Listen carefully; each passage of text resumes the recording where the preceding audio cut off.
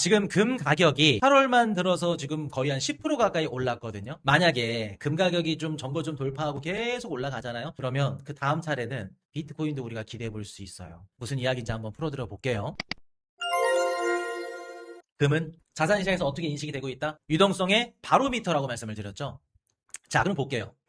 지금 보시면 금과 비트코인의 상관관계가 뭐 깨졌다 아니면은 뭐 계속해서 같이 간다 이런 얘기들을 많이 하죠.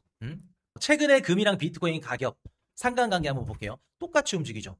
신기하죠, 여러분들. 금이랑 비트코인.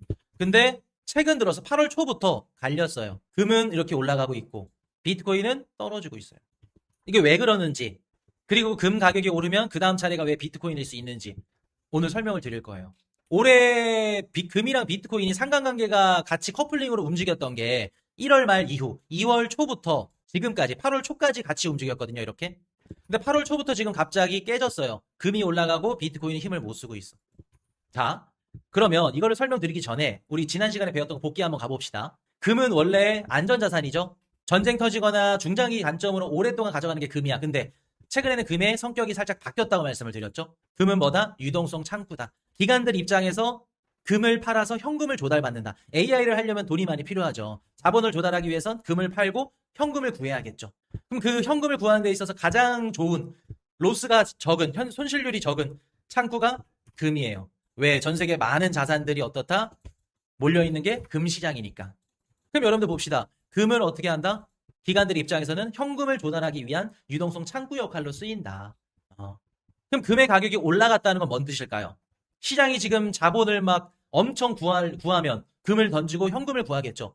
그럼 금의 가격은 떨어져야겠죠. 근데 금의 가격이 올라간다는 건, 아, 시장의 지금 유동성 환경이 좋아졌구나 라는 걸 우리가 간접적으로 알 수 있겠죠. 이해되셨나요? 지금 금은 뭐다? 유동성 자산, 유동성 바로미터다. 유동성이 많은지 적은지 우리가 알 수 있는 지표다. 여러분들 실제로 2008년도 리먼 브라더스 무너졌었죠? 2020년 팬데믹이 터졌어요. 금 가격 어떻게 됐을까? 떨어졌어요. 여러분 웃기지 않아요? 금은 안전자산이잖아. 2008년도 리먼 브라더스가 무너지고 나서 글로벌 금융 대위기가 터졌어. 대공황이 터졌어. 그럼 안전자산 미국 국채랑 금을 사야 되는 거 아니에요? 2020년도 팬데믹 때도. 근데 오히려 미국 국채도 그렇고 금도 그렇고 떨어져요. 왜 그럴까? 진짜 위기가 터지면 어떻다? 초반에는 금의 수요가 늘어나지만 결국에는 금이랑 미국 국채까지도 떨어져요. 왜? 실제 현물 달러, 실제 달러가 중요해요. 보험사도 그렇고 아니면 글로벌 기관들도 있고 다 국채로 들고 있기 때문에 실제 현금 달러가 제일 필요한 거예요. 진짜 안전자산은 달러예요. 그럼 금을 왜 팔까요? 미국 국채를 왜 팔까요? 뭐를 구해야 돼? 달러를 구해야죠. 달러 뭐죠? 현금이죠. 현금이죠. 그러니까 금이 어떻게 보면 이중적인 거예요. 안전자산 역할도 하지만 결론적으로 뭐가 위기가 터졌을 때 금을 팔아서 현금을 먼저 조달하는 창구 역할로 쓰인다. 그렇게 보시면 돼요. 미국 국채도 그렇고.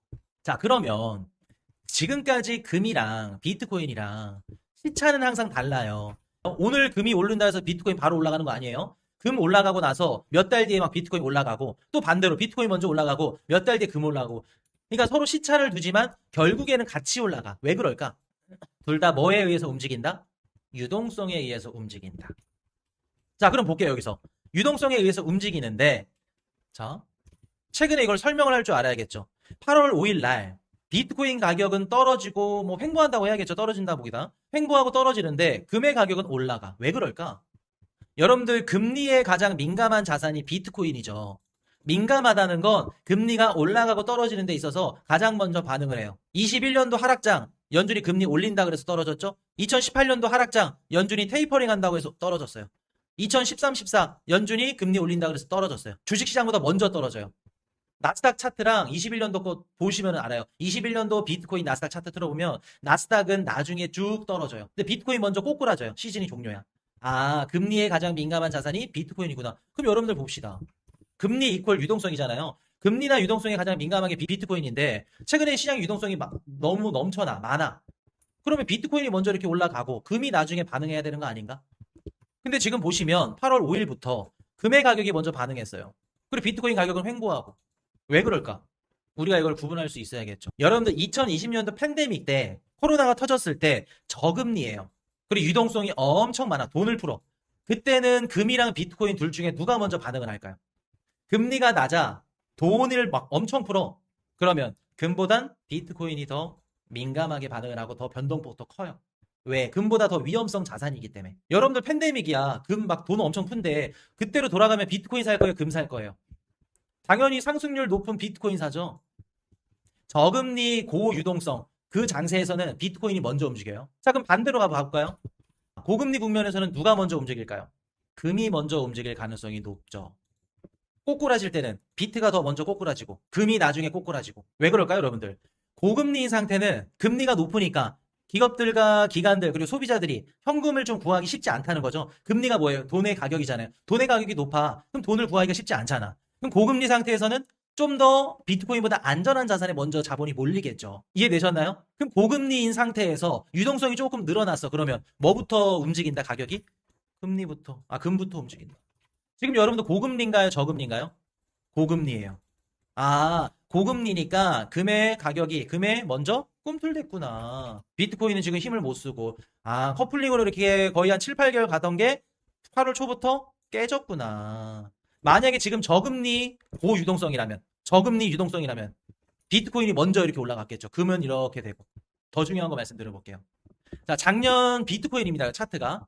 작년 25년도 10월 달에 비트코인이 고점을 찍었죠. 고점 찍고 나서 먼저 꼬꾸라져요. 10, 11, 12, 26, 1, 26, 2, 26, 3 쭉 떨어져요. 근데 금은 그때도 쭉 오르고 언제 고점을 찍고 떨어지냐면 올해 1월 말. 그때 시장에 무슨 얘기가 있었냐면 연준 의장이 누구로 바뀝니다 막 했었는데 케빈 허쉬가 바뀐다고 얘기가 있었어요.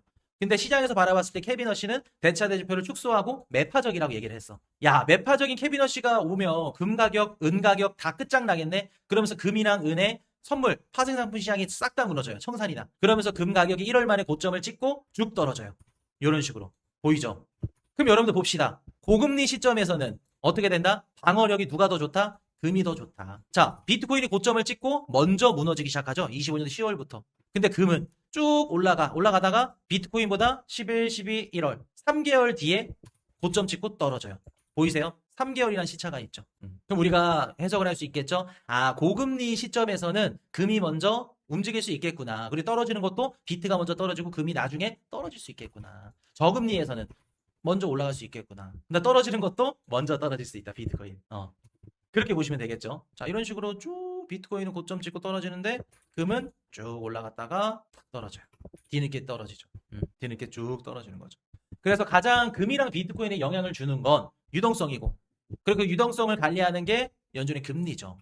금리 정책이죠. 제가 여러분들 4년 사이클 맞다 안 맞다? 깨졌다 안 깨졌다? 4년 사이클은 아예 없다라고 말씀을 드렸죠.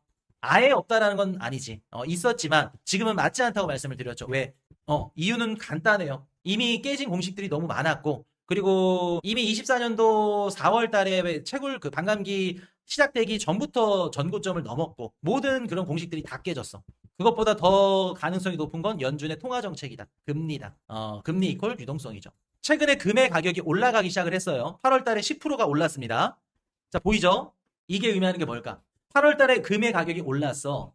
그러면 지금 유동성 시장의 유동성이 늘어났다고 우리가 판단할 수 있겠죠. 그럼 시장의 유동성이 늘어나면 그 다음 섹터는 어떻게 될 가능성이 높을까? 비트코인도 올라갈 가능성이 높겠죠. 근데 물론 금의 가격이 지금 거의 10%밖에 안 올라왔고 전고점 대비 거의 한 30% 가까이 빠졌고 그중에 10% 반등한 거예요. 아직까지는 코딱지만의 의미가 없어. 근데 만약에 금의 가격이 8월, 9월에서 전고점을 뚫는다 하면 누구도 희망을 걸어볼 수 있다? 시차가 존재하긴 하지만 우리 암호화폐도 걸어볼 수 있다. 비트코인도. 왜? 시장 유동성이 늘어나니까. 아까 제가 비트코인이 뭐에 의해서 움직인다 그랬죠? 금리랑 유동성. 그럼 금의 최고점을 돌파하려면 8월달 8월 27일 잭소홀 미팅에서 좀 금리에 좀 유화적인 시장이 좀 긍정적인 발언들을 해준다 하면 올라갈 가능성도 우리가 열어둘 수 있겠죠. 고금리 환경에서는 금이 먼저 오르잖아요. 그 다음에 누가 올라? 비트코인이 올라요. 근데 금리가 살짝 내려오는 환경이 유지가 되면 금도 오르겠지만 비트코인도 올라갈 수 있겠죠. 그래서 많은 분들이 생각을 하는 게 막 클래리티 법안만 얘기를 하시는데 그렇지 않다. 금이 계속해서 올라갈수록 우리 암호화폐 시장도 충분히 차례가 올 수 있다. 자, 그러면 반대. 우리가 좋은 얘기만 할 수는 없겠죠. 여러분들 금이 계속 오르더라도 비트코인이 무조건 오른다고 볼 수 있을까요? 제가 지금 방금 말씀드린 건 뭐냐면 금의 가격이 올라. 그러면 비트코인이 상승할 수도 있는 가능성도 오르는 거예요. 왜? 유동성이 늘어나니까. 유동성에 가장 민감한 게 누구라고요? 비트코인이잖아요. 그럼 지금 비트코인이 왜 못 오른다고요? 금리가 너무 높잖아요. 고금리잖아요. 근데 한 가지 이유가 더 있어요. 못 오른 이유가. 고금리라서 유동성이 한정적인 것도 있지만 그 유동성이 다 어디로 가? AI도 있고 뭐 또 뭐 있을까? 바이오도 있고 암호화폐도 있고 또 뭐 있을까? 경기방어주도 있고 다 AI로 가죠.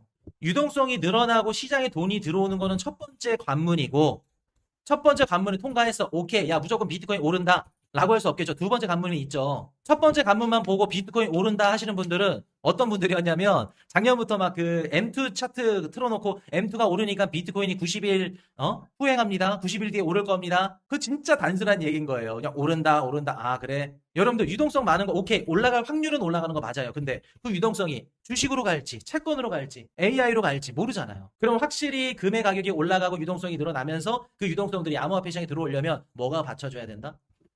서사가 받쳐줘야겠죠. 기관들이 투자할 수 있는 이유, 개인들이 암호화폐 투자를 해야 될 이유가 있어야겠죠.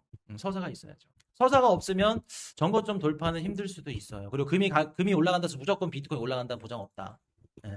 지금 암호화폐 시장 보면은 클래리티가 지금 9월 달까지죠. 9월 14일까지 미뤄졌고 그나마 서사가 만들어질 수 있는 게 이제 8월 14일 날 SEC에서 그 두 가지 혁신 90년 만에 SEC에서 그 뭐 표결한다고 하죠. 크립토 법안 그런 것들.